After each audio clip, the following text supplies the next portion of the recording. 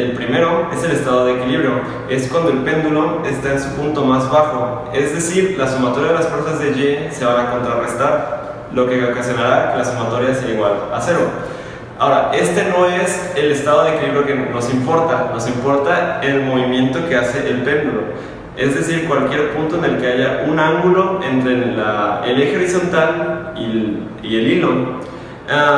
Como es una sumatoria, va a ser las fuerzas que van hacia arriba menos las de hacia abajo, es decir, la tensión menos la componente vertical del peso, lo que va a ocasionar que sea T menos mg coseno del ángulo.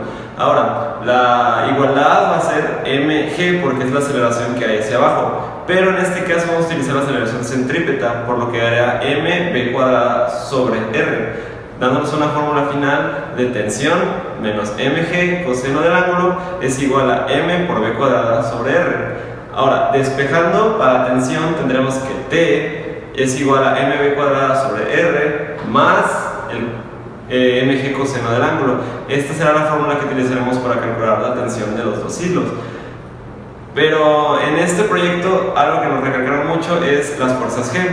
Ahora, las fuerzas G es la normal entre el peso real, haciendo esto la sustitución que acabamos de hacer de la tensión. Entonces, para obtener la fórmula de fuerzas G, utilizaremos la fórmula previamente sacada y la dividiremos entre masa por G. Esto nos ocasionará que hagamos unos despejes eliminando la masa, resultando que no importe mucho la masa en la medición de fuerzas G. Nos quedará una fórmula que es fuerzas G es igual a velocidad cuadrada sobre GR más el coseno del ángulo, y con esta obtendremos la aceleración que está resultando en cuestión de la gravedad, nuestro péndulo. Como comentó mi compañero Diego, nuestro punto de interés es en el estado 2, en donde la energía potencial del cuerpo del péndulo está a su máximo. En este punto es donde podemos utilizar la teoría de la conservación de la energía para obtener la velocidad, para utilizar las otras fórmulas que mencionamos anteriormente. La manera en la que utilizamos la fórmula de conservación de la energía es la energía potencial inicial igual a la energía cinética final, que es igual a mgY1 igual a 1 medio de masa por velocidad 2 al cuadrado. Despejamos esa velocidad y lo que nos dio ese valor lo podemos usar para ingresar la velocidad en la fórmula de la tensión. En tensión es igual a el peso por el coseno del ángulo más la velocidad al cuadrado sobre la gravedad por el radio.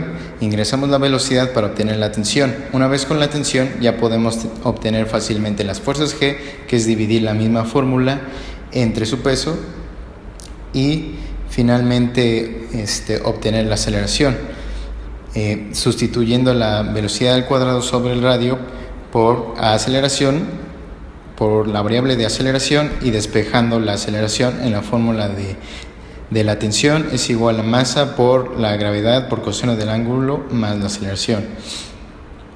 Una vez despejada la aceleración, con nuestros datos teóricos de 0.23 metros, el radio de 0.85 metros, el ángulo a 21 grados y el peso del iPhone a 0.153 kilogramos, obtuvimos que la aceleración era 5.274 metros sobre segundo cuadrado, la velocidad 2.124 metros sobre segundo y las fuerzas G 1.47 metros sobre segundo cuadrado, además de la tensión de 0.225 newtons. Nuestro prototipo lo construimos con 4 tubos PVC de 1 metro. Uno de estos tubos fue cortado en 80 y 20. Esos 20 luego fueron cortados en 10 y 10. Estos tubos fueron utilizados para conectar los otros 3 tubos de 1 metro y así crear una estructura más estable. Se utilizaron 6 codos y una T para darle estabilidad y fuerza. Utilizamos 2 estambres de 85 centímetros para conectar la carcasa del celular con el péndulo.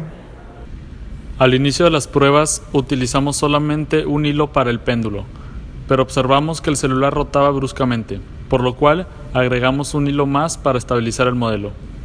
Ya con 2 hilos de 83 centímetros cada uno, para evitar que se moviera de más, elevamos el celular hasta que el ángulo del estambre con la vertical midiera 21 grados. Esto nos dio resultados más exactos y los utilizamos para el proyecto.